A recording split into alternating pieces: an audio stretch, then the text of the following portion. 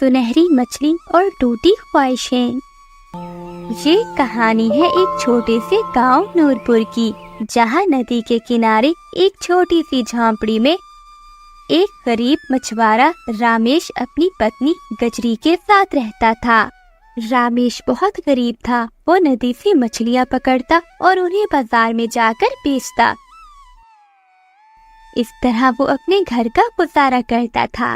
एक दिन, अरे ओ भाग्यवान, कहाँ हो?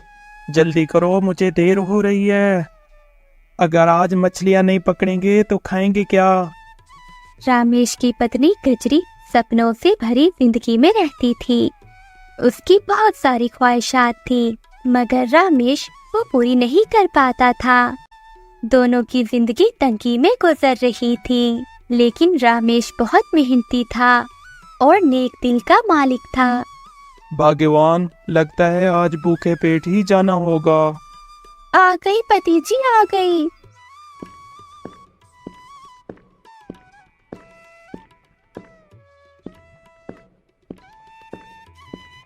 आज खाना बनाने में थोड़ी देर हो गई।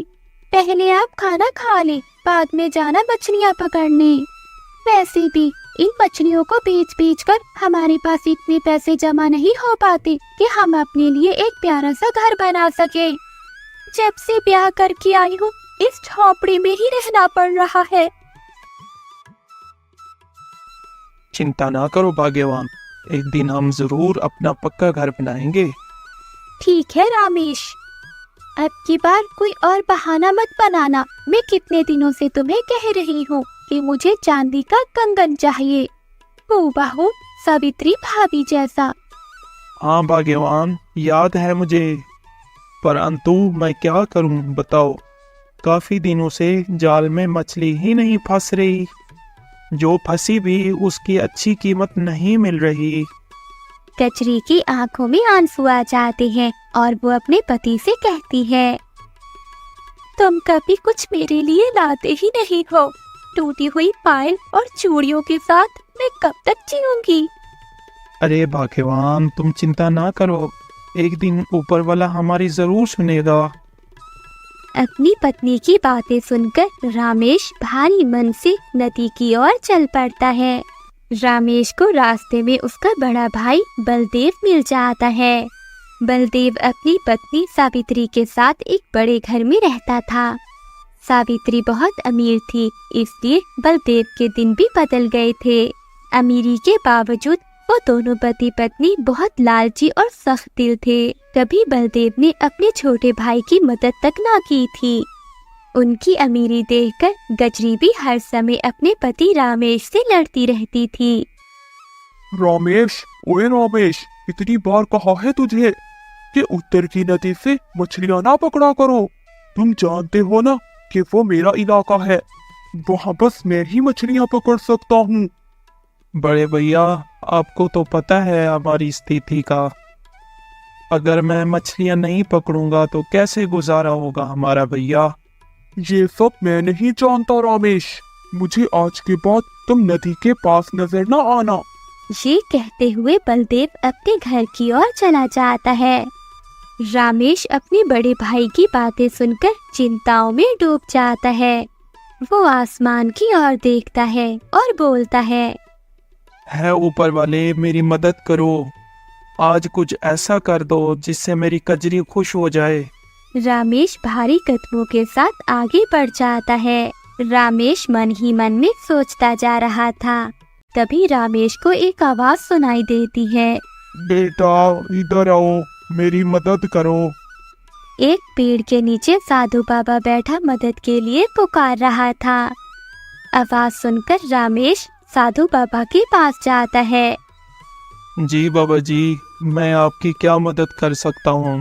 बेटा, मुझे बहुत प्यास लगी है, इस मटके में नदी से पानी भर कर ला दो बेटा। जी बाबा, मैं अभी लेकर आता हूँ।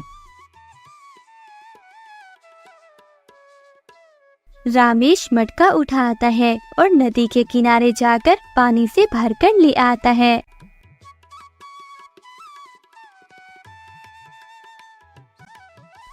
बेटा, तुम्हारा बहुत बहुत धन्यवाद। तुम बहुत अच्छे और नेक दिल इंसान हो। मांगो, तुम क्या मांगते हो? बेटे, मैं तुम्हारी इच्छा पूरी करूंगा। नहीं नहीं बाबा, मुझे कुछ नहीं चाहिए। मैं मेहनत करके कमाना चाहता हूँ, परंतु आज मैं बहुत दुखी हूँ बाबा। जिस नदी से मैं मछलियाँ पकड़ता था, मेरे बड़े भाई ने वहाँ जाने से रोक दिया है। इसलिए मैं बहुत चिंतित हूँ कि मेरे घर का गुजारा कैसे चलेगा। साधु बाबा रमेश की बातें सुनकर कहते हैं, बेटा, तुम चिंता ना करो। सीधा चलते जाओ, जंगल में तुम्हें एक नदी मिलेगी। उस नदी में ढेर सारी मछलियां हैं। तुम वहीं जाओ, तुम्हारी सारी चिंताएं दूर हो जाएंगी। साधु बाबा की ये बातें सुनकर रामेश को कुछ हौसला होता है। वो बाबा का धन्यवाद करता है और जंगल की ओर चल पड़ता है।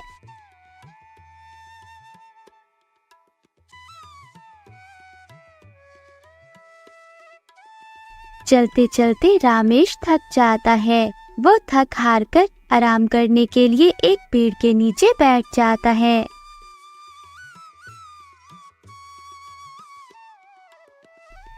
इस पेड़ की तो ठंडी छांव है, थोड़ी देर यहीं आराम कर लेता हूँ, फिर आगे नदी की ओर जाऊंगा। रामेश बड़े पेड़ की घनी छांव में बैठ जाता है और देखते ही देखते उसकी आंख लग जाती है और वो सो जाता है। कचरी मटका लेकर नदी से पानी भरने के लिए जा रही थी। वहीं सावित्री अपने घर के बाहर खड़ी हुई कचरी को जाता हुआ देख रही थी। कचरी, अरे ओ कचरी, इधर आ, मेरी बात सुन। कचरी सावित्री की आवाज सुनकर उसके पास जाती है। जी भाभी, क्या बात है? अरे कचरी, जरा ये हार तो देख, तेरे बड़े भैया लाए हैं मेरे लिए।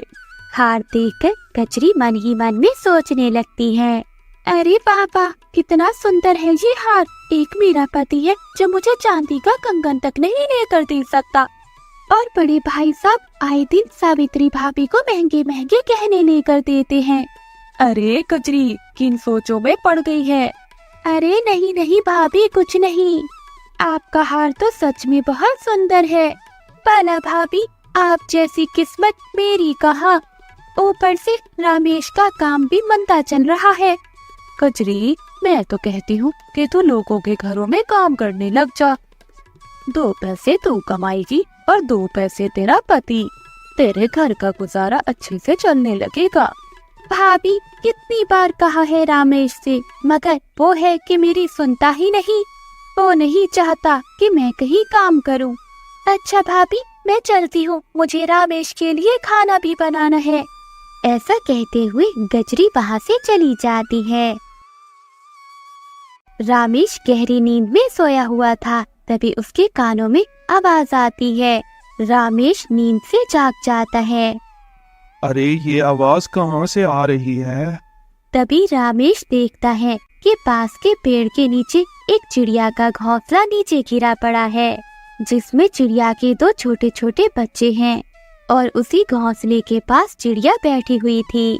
मानो यूं लग रहा था जैसे वो चिड़िया मदद के लिए पुकार रही हो। रामेश वहाँ जाता है।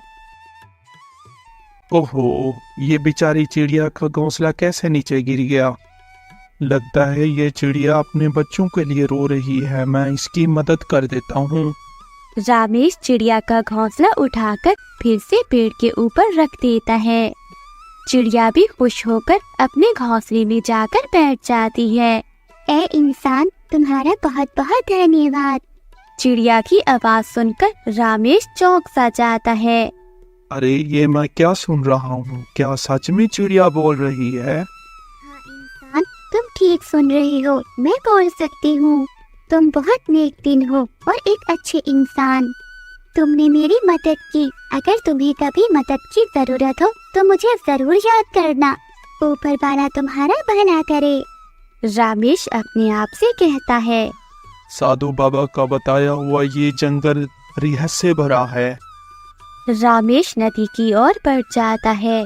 कुछ देर बाद वो जंगल के बीचों बीच एक नदी पर पहुंचता है। लगता है ये वही नदी है जो साधु बाबा ने बताई थी। रामेश नदी को देखकर बहुत खुश होता है। वो मछलियाँ पकड़ने के लिए जाल नदी में फेंकता है। थोड़ी देर इंतजार करने के बाद वो जाल नदी से बाहर निकालता है, परंतु वो देखता है कि जाल में एक भी मछली नहीं थी। ये क्या, जाल में तो एक मछली भी नहीं फंसी। कोई बात नहीं, मैं फिर से कोशिश करता हूँ। ये कहते हुए रामेश फिर से जाल नदी में फेंकता है। थोड़ी देर इंतजार करने के बाद वो जाल को नदी से बाहर निकालता है, मगर इस बार भी वो बहुत हैरान था क्योंकि जाल में एक भी मछली नहीं फंसी थी। अरे ऊपर वाले, ये क्या हो रहा है मेरे साथ? साधु बाबा ने तो मुझे बताया था यहाँ मुझे ढेरों मछलियाँ मिलेंगी, परंतु यहाँ तो एक मछली भी नहीं है। रामेश बहुत मेहनती इंसान था। वो मेहनत करने से कभी भी नहीं थकता था। मेहनती होने के बावजूद वो एक बहुत अच्छा दिल रखता था। वो हिम्मत नहीं हारता। वो फिर से कोशिश करने की सोचता है। अरे ऊपर वाले, मेरी मदद कर, मेरी कजरी के लिए। इस बार मुझे खाली हाथ ना लौटाना। रामेश तीसरी बार फिर से जाल नदी में फेंकता है। थोड़ी देर के बाद जब वो जाल नदी से बाहर निकालता है तो वो देखकर हैरान हो जाता है, क्योंकि इस बार जाल में एक सुनहरी मछली फंसी थी। अरे वाह, ये तो सुनहरी मछली है। इसे बेचकर मैं कजरी के सारे सपने पूरे कर सकता हूँ।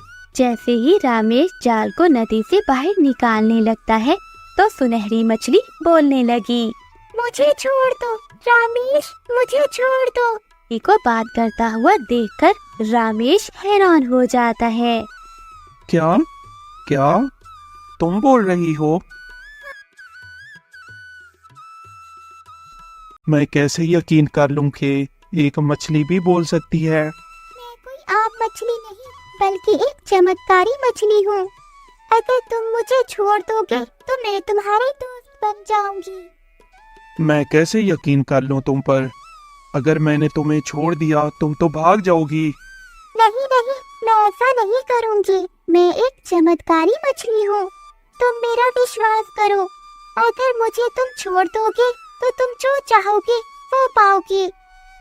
सुनहरी मछली दर्द भरी आवाज में रामेश से कहती है, मैं एक जादू की मछली हूँ। अगर तुमने मुझे छोड़ दिया तो मैं तुम्हारी हर सच्ची ख्वाहिशें पूरी कर दूंगी। सुनहरी मछली दर्द भरी आवाज में रामेश से कहती है, मैं एक जादू की मछली हूँ। अगर तुमने मुझे छोड़ दिया तो मैं तुम्हारी हर सच्ची ख्वाहिशें पूरी कर दूंगी। रामेश उलझन में पड़ जाता है। सुनहरी मछली, मैं बहुत उलझन में हूँ। अगर मैं तुम्हें बेच देता हूँ तो मुझे ढेर सारे पैसे मिलेंगे। उन पैसों से मैं अपनी कजरी की सारी ख्वाहिशें पूरी कर सकता हूँ और मैं अपनी कजरी के लिए चांदी का कंगन भी ले सकूंगा। रामेश को अब कुछ भी समझ में नहीं आ रहा था कि वो क्या करे। अगर वो मछली को छोड़ देता है तो वो अपनी पत्नी की ख्वाहिशात को कभी भी पूरा नहीं कर सकेगा। रामेश एक नेक दिल इंसान था। वो ये भी नहीं चाहता था कि मछली को बाजार में बेच दे। काफी देर तक वो इस बारे में सोचता रहता है। मछली की आंखों में आंसू थे। ये देखकर रामेश का दिल पिघल जाता है। अब वो फैसला कर लेता है कि वो मछली को बाजार में नहीं बेचेगा बल्कि उसे आजाद कर देगा। फिर रामेश धीरे से मछली को जाल से आजाद कर देता है। मछली बहुत खुश हो जाती है। तुम्हारा बहुत बहुत धन्यवाद जो तुमने मुझ पर रहम किया और मुझे छोड़ दिया। अब अपनी टोकरी देखो। रामेश टोकरी में देखता है। वो देखकर हैरान हो जाता है कि टोकरी में एक चांदी का कंगन था। अरे वाह, ये तो चांदी का कंगन है। मेरी कजरी की ख्वाहिश पूरी हो गई।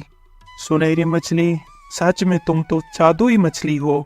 तुम्हारा बहुत बहुत धन्यवाद। तुमने मेरी कजरी की ख्वाहिश पूरी कर दी। रामेश, अगर तुम्हें मेरी दोबारा जरूरत पड़े तो मैं तुम्हें यहीं मिलूंगी और मैं तुम्हारी हर सच्ची ख्वाहिश पूरी करूंगी। रामेश खुशी खुशी अपने घर लौट जाता है।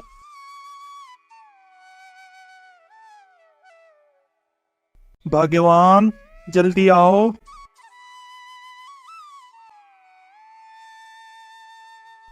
क्या हुआ?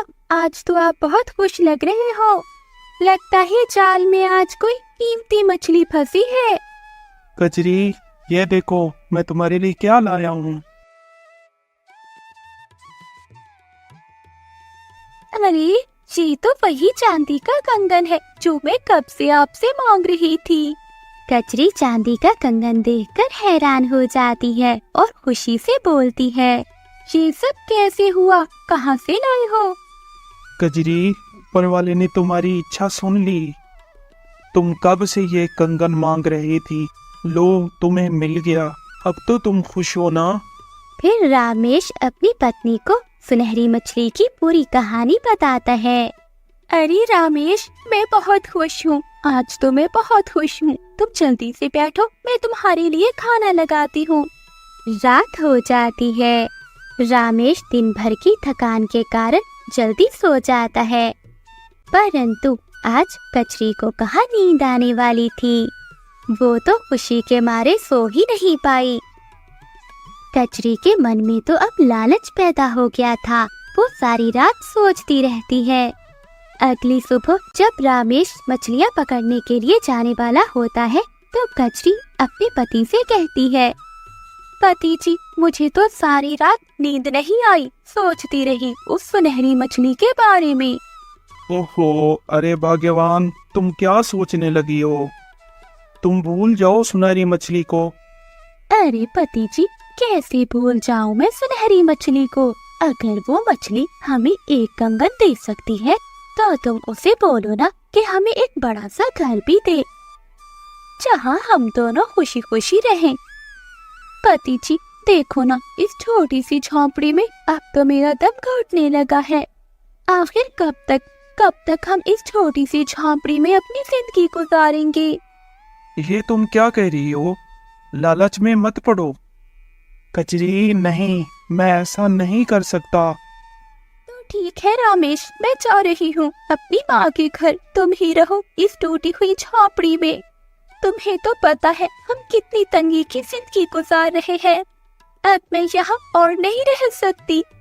अपनी पत्नी को ऐसा रोता हुआ देखकर रामेश मान जाता है। वो भारी मन से अपने घर से बाहर निकलता है। फिर वो जंगल में उसी नदी की ओर चल पड़ता है। वो अपने मन ही मन में सोचता जाता है, मैं ऐसा नहीं करना चाहता, पर मैं क्या करूं, मजबूर हूं। मैं अपनी कजरी से बहुत प्यार करता हूं। मैं उसके बिना रह नहीं सकता। फिर रामेश नदी पर पहुंच जाता है। वो सुनहरी मछली को बुलाता है। सुनहरी मछली, तुम कहाँ हो? रामेश की आवाज सुनकर सुनहरी मछली पानी के ऊपर आती है। अरे रामेश, तुम आ गए। क्या हुआ? क्या मेरी कोई मदद चाहिए? हाँ सुनहरी मछली, मैं अपनी कचरी के लिए एक घर मांगने आया हूँ। मेरी टूटी हुई झोपड़ी को एक सुंदर सा घर बना दो। ठीक है रामेश, तुम्हारी झोंपड़ी अब एक सुंदर घर बन गई है। सुनहरी मछली, तुम्हारा बहुत बहुत धन्यवाद। मैं ये सब अपनी कजरी के लिए कर रहा हूँ। रामेश अपने घर जाता है। वो जाकर देखता है तो उसकी छोटी सी झोंपड़ी एक बड़े घर में बदल चुकी थी। रामेश की पत्नी अब बहुत खुश थी। अरे कचरी, क्या हुआ? तेरे तो दिन ही बदल गए। अब तो तू मेरे घर भी नहीं आती। अरे वो क्या है ना भाभी, मेरा अपना घर ही इतना सुंदर है कि कहीं जाने को मन ही नहीं करता। अच्छा, भला मुझे ये तो बता, कल तक तो रामेश के जाल में मछलियाँ नहीं फंसती थी और आज उसने इतना बड़ा घर कैसे बना लिया? भाभी, ये तो सब किस्मत का खेल है। ऊपर वाला जिसे चाहे दे और जिसे चाहे छीन ले। कचरी वहाँ से चली जाती है। अरे तेवर देखो इसके, कल तक तो ये भीख मांग रही थी, आज ऐसा क्या हुआ? ये मुझे ही चार बातें सुना कर गई है। पता तो लगाना ही होगा। सावित्री अपने घर जाती है। वो अपने पति बलदेव से कहती है, अरे सारा दिन यही लेटे ही रहोगे? जरा बाहर भी देखो कि हमारे गांव में क्या हो रहा है। अरे क्या हुआ भाग्यवान, क्यों इतना शोर मचा रही हो? शोर क्यों ना मचाऊं, जरा बाहर तो जाकर देखो अपने भाई का घर। उसने चंद ही दिनों में हमसे अच्छा घर बना लिया है। तुम ही ने मछलियां पकड़ने दी होंगी। नहीं नहीं भाग्यवान, मैंने तो उसे कल ही साफ साफ मना कर दिया था कि मेरी नदी से मछलियां ना पकड़ा करे, और ना ही मैंने उसे जाते हुए देखा है।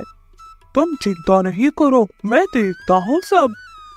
अब बलदेव अपने छोटे भाई पर नजर रखने लगता है। जैसे जैसे कचरी की ख्वाहिशें पूरी हो रही थी, उसका लालच भी बढ़ता जा रहा था।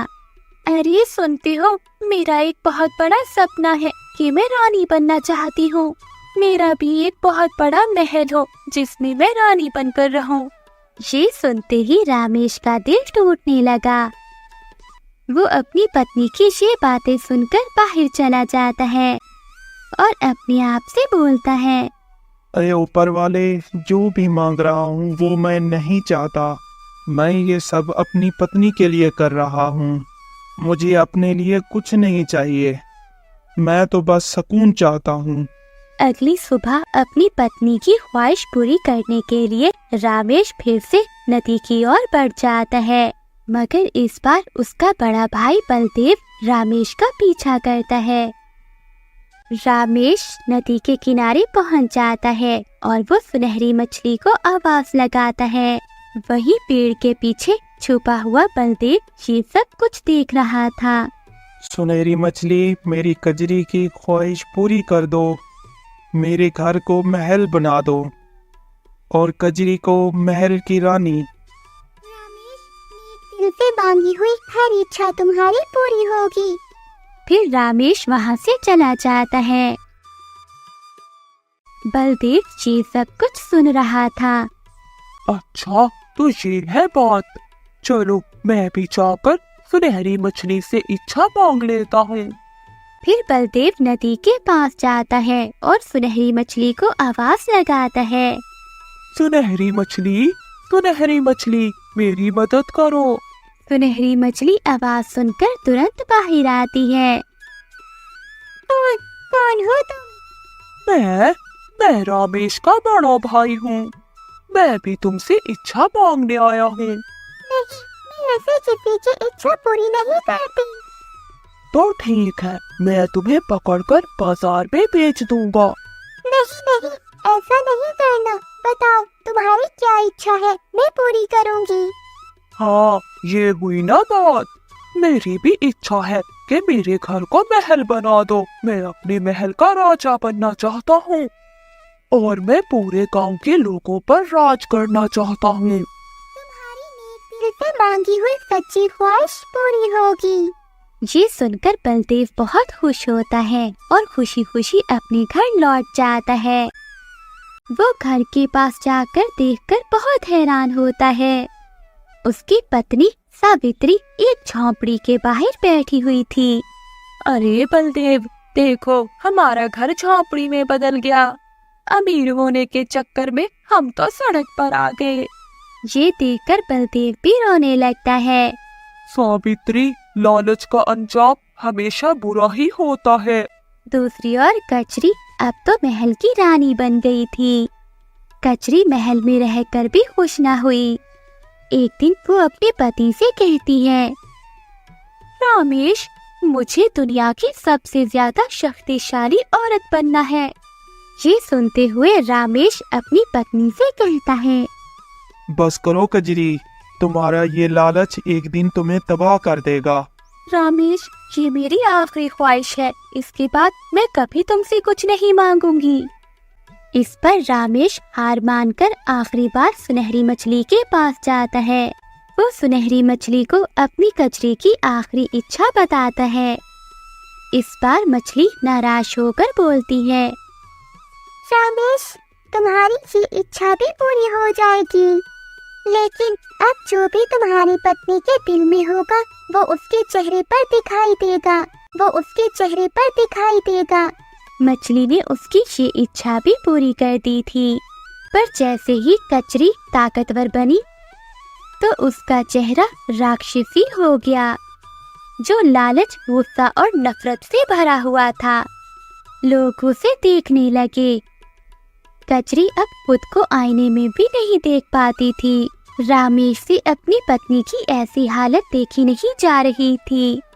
वो निर्णय लेता है और आखिरी बार मछली के पास जाता है। इस बार रामेश रोते हुए मछली से बोलता है, आज तक मैंने अपने लिए कुछ नहीं मांगा, परंतु आज मैं मांगता हूँ, मेरी कजरी को वापस वैसा ही बना दो जैसे वो पहले थी। रामेश की ये बातें सुनकर मछली भी भावनाओं से भर जाती है। अब जब तुमने अपने लिए कुछ मांगा ही है तो मैं उसे पूरा करूंगी। तुम्हारी इच्छा पूरी हुई। इस बार जब रामेश घर जाता है तो कचरी का चेहरा बिल्कुल ठीक हो चुका था। वो फिर से पहले जैसी ही बन गई थी, जो अपने पति से सच्चा प्यार करती थी और जो सादगी में भी मुस्कुराती थी। अब दोनों का जीवन बहुत खुशियों भरा हो गया था। वहीं दूसरी ओर बलदेव का घर भी फिर से वैसा ही बन गया था। बलदेव और उसकी पत्नी भी छोटे भाई से माफी मांगते हैं। अब दोनों पति पत्नी उसी पुरानी झोंपड़ी में एक सादा जिंदगी गुजारते हैं। न कंगन, न महल, न ताज, बस एक दूसरे के साथ और संतोष। कचरी मुस्कुराते हुए रामेश से कहती है, अब मैं कुछ नहीं कहूँगी पति जी, बस अब आप है और आपकी ये मछलियाँ और ये छोटी सी झोंपड़ी हमारे लिए इतना ही काफी है। इस तरह वो दोनों पति पत्नी खुशी का जीवन गुजारने लगते हैं। सीख: लालच जितना बढ़ाओगे आत्मा उतनी ही खाली होती जाएगी। संतोष सबसे बड़ा वरदान है और प्यार सबसे बड़ा जादू।